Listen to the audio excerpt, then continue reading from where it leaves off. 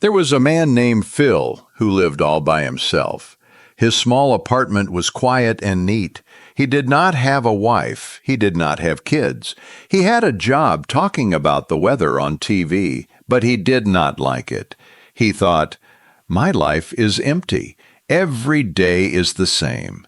Phil was not a happy man. He was a sad and mad man. His face was always mad. He never smiled.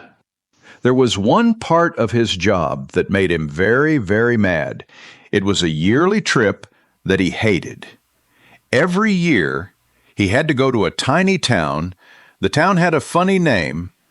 It was called Punxsutawney. Phil did not like this town.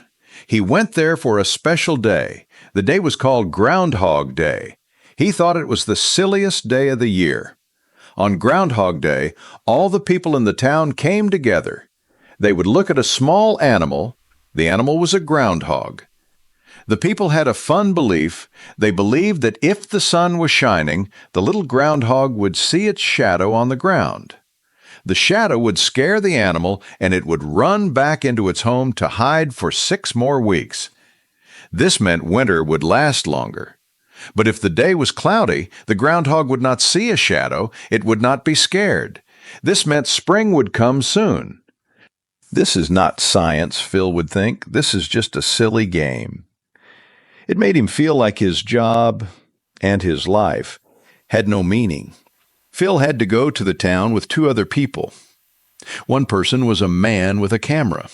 The other person was a woman named Rita. Rita helped Phil with his job. Rita was a very nice person. She had a big smile. She was always happy. She saw good things in the world. Phil only saw bad things. He saw a gray, boring world. They drove in a car to the small town.